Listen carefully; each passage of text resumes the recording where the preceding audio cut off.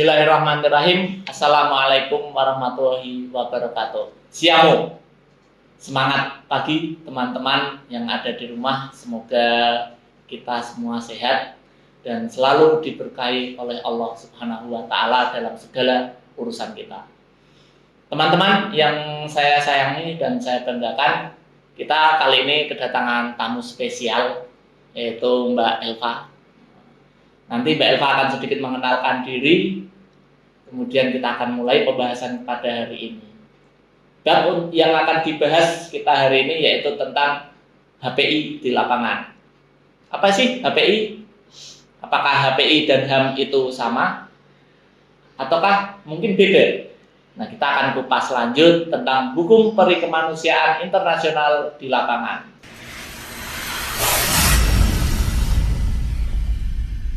Selamat pagi Mbak Elva. Selamat pagi Mas Fikri. Mungkin bisa menyapa teman-teman yang ada di rumah terlebih dahulu. Halo, selamat pagi teman-teman. Perkenalkan, saya Elva. Di sini saya sebagai narasumber. Ya, ini Mbak Elva terus. Nama lengkapnya siapa sih? Oh ya, nama saya Elva Alfiana Rohma, biasa dipanggil Elva. Nah, ini Mbak Elva ngomong-ngomong ngajar di mana ini? Oh ya, saya pelatih ekstrakurikuler PMR di unit SMA Negeri 1 Pekanbaru. Dan baru lulus? Iya, baru lulus juga kemarin tahun 2020. Lulus apa Mbak Elva? Profesi nurse atau keperawatan. Berarti NS Elva Alfiana Rohma, SKEP, Sarjana Keperawatan. Ya, nah, terus kan. Mbak Elva, ya. Ini teman-teman mau diskusi dengan kita, ya. Yaitu terkait dengan hukum perikemanusiaan internasional. Nah, bisa dijelaskan sedikit Mbak Elva, HPI itu apa? Atau hukum perikemanusiaan itu apa? Ya, terima kasih Mas Fikri atas pertanyaannya. Hukum HAM dan hukum perikemanusiaan itu berbeda. Hukum tersebut atau hukum HAM itu meneguhkan kepada hak-hak setiap manusia. Tetapi kalau HPI itu aturan perilaku pihak yang bersenjata atau pihak yang berperang, seperti itu. Terus kapan sih hukum tersebut atau hukum HAM dan HPI itu dapat dilakukan atau digunakan? Itu kalau hukum HAM itu setiap saat, tetapi kalau HPI itu selama adanya konflik bersenjata. Terus kemudian dapatkah hukum tersebut dibatasi atau ditangguhkan? Misalnya kalau misalkan ada perang, apakah hukum HAM itu masih berlaku atau tidak? Dapat selama berlangsungnya situasi darurat, itu kalau hukum HAM. Tetapi kalau HPI itu tidak dapat, karena HPI itu juga bisa diambil dari hukum-hukum hak-hak asasi manusia, seperti itu. Terus siapa saja yang terikat di dalam hukum-hukum tersebut? Kalau hukum HAM itu ada perlindungan di bawahnya itu pemerintah. Tetapi kalau HPI itu adalah ada pemerintah, ada kelompok bersenjata, kemudian ada individu-individu yang mengalami perang, seperti itu. Terus ada lagi siapa yang dilindungi oleh hukum-hukum tersebut? Misalnya ada hukum HAM, terus kemudian HPI atau hukum perikemanusiaan internasional ya Mas Fikri tadi singkatannya, maaf. Terus di sana itu ada pemerintah, individu, terus tidak lagi ikut serta di dalam pertempuran, itu kalau HPI. Singkatnya seperti itu Mas Fikri. Oke, berarti pada dasarnya negara yang sedang berperang itu tidak boleh menghalalkan segala cara ya. Jadi asal tembak saja itu berarti ada aturannya ya. Berarti aturan yang membatasi perang itu namanya adalah HPI. Hukum Perikemanusiaan Internasional. Nah, terus kemudian apa saja aturan-aturan dalam HPI itu Mbak Elva? Oh ya, aturan di dalam HPI itu ada 4. Yang pertama ini teman-teman ya, ada 4 ya. Pembeda. Yang kedua ada perlakuan ya. Yang ketiga ada senjata dan taktik. Yang keempat itu ada perlindungan spesifik Mas Fikri. Berarti aturan-aturan dasar hukum atau HPI itu sebenarnya sudah diatur dan ada 4 subnya seperti itu. Berarti ada 4 aturan-aturan dasar dalam hukum perikemanusiaan internasional. Ya. Nah, ini Mbak Elva, biar lebih spesifik lagi tentang aturan-aturan ini itu ya. Saya ada beberapa gambar nih yang menunjukkan ini aturan-aturan dasar mana yang dilanggar ini Mbak Elva. Ini teman-teman bisa dilihat sedikit ya. Ya. Ini gambarnya itu tentara ini menawan para wanita-wanita Mbak Elva. Dan ini dikabarkan ini wanitanya mau dijual. Nah, atau mohon maaf mau dibuat budak gitu ya. Nah, gimana ini Mbak Elva? Oh ya, itu masuk aturan dasar hukum itu di dalam perlakuan karena itu merupakan perempuan yang mengalami kekerasan Mas Fikri. Nantinya kan perempuan itu bisa saja dia diperintah ataupun dilecehkan secara seksual seperti itu. Jadi ini dalam hal perlakuan. Iya. Nah, terus gambar yang kedua Mbak Elva. Ini gambar yang kedua ini orang sipil. Orang sipil tapi ya ini mau ditembak ini. Iya, diserang ya seperti itu. Ini melanggar HPI juga ya? Itu melanggar, itu masuknya pembeda Mas Fikri. Itu karena dia orang sipil dibedakan aturan-aturannya. Kok bisa militer itu menyerang orang sipil yang tidak punya senjata? Itu kan tidak boleh aslinya. Oh iya. Nah, terus ini gambar yang terakhir Mbak Elva. Nah ini tawanan perang ini mau dibunuh ini atau mau dibantai ini. Ya, itu masuk dalam senjata dan taktik karena itu menggunakan senjata. Kalau misalkan orang sipil ataupun militer itu kan harusnya kalau orang sipil itu kan tidak boleh diserang.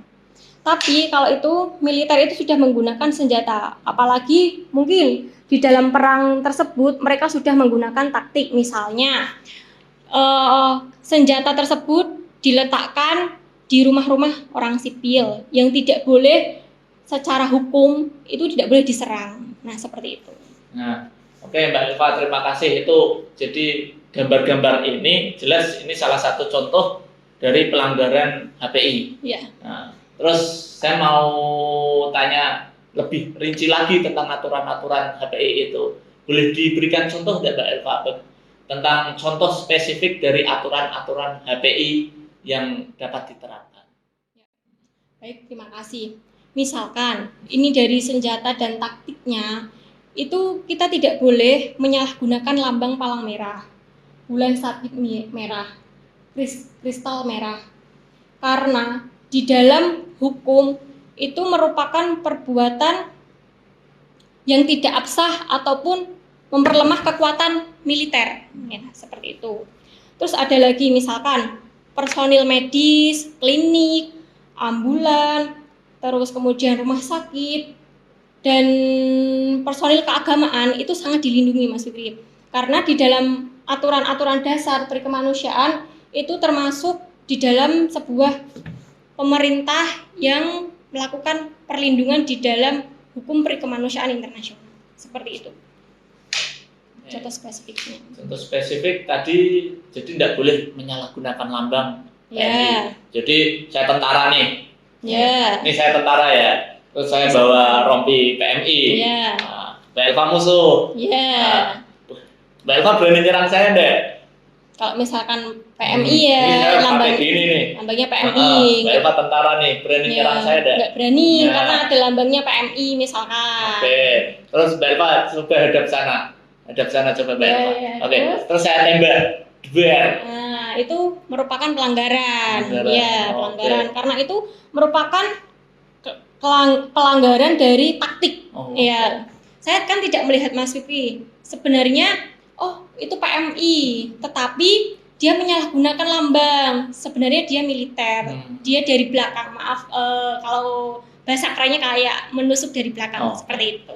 Oke, jadi nggak boleh ya berarti menyalahgunakan lambang ya? Ya, nggak boleh. Oke, Mbak Elva. Nah, ini Mbak Elva ada contoh cerita sedikit dari teman. Jadi ketika teman saya itu mengikuti perang, itu dia melihat warga sipil. Jadi pakaian itu bebas.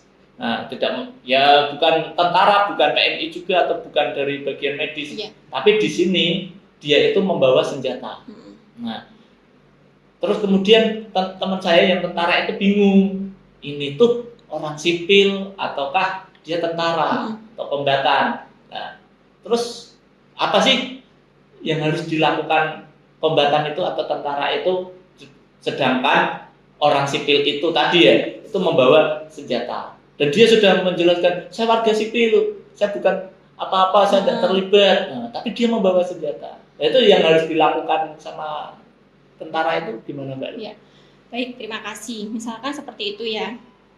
Jadi bila mana timbul keraguan apakah itu orang tersebut berstatus sipil ataupun bukan, orang tersebut dianggap sebagai sipil. Demikian pula bila mana timbul keraguan apakah objek sipil tertentu sedang dipakai untuk mendukung aksi militer, itu kita bisa menyebut objek tersebut sebagai sipil karena kita tidak tahu dia benar-benar sipil ataupun militer. Seperti itu. Itu bisa diambil dari pasal 50 sampai dengan 52 untuk konvensi Jenewa di protokol tambahan. Seperti itu. Berarti tidak boleh, teman saya tidak boleh nyerang orang sipil itu ya, walaupun dia membawa senjata ya. Maka kita atau kombatan itu harus menyangka bahwa itu adalah orang sipil. Ya, seperti itu. Ya. Mulai paham ya teman-teman. Jadi antara HPI itu gimana sih ketika dipakai perang. Nah, jadi itu konsepnya. Nah, ini mungkin pertanyaan hampir akhir Mbak Eva. Nah, ini dalam perang itu kan ada kombatan dan ada sipil. Ada dua kategori itu.